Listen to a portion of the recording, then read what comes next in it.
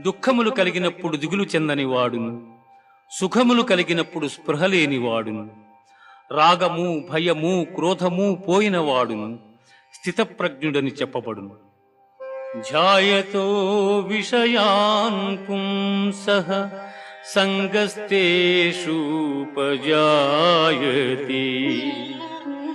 సంగాత్ సంజాయతే కామః కామాత్ క్రోధోభిజాయతే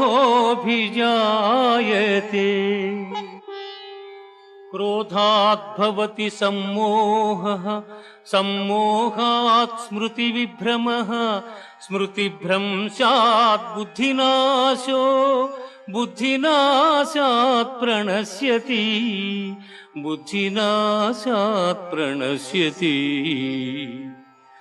విషయవాంఛలను గూర్చి సదా మననము చేయువానికి వాని యందు అనురాగం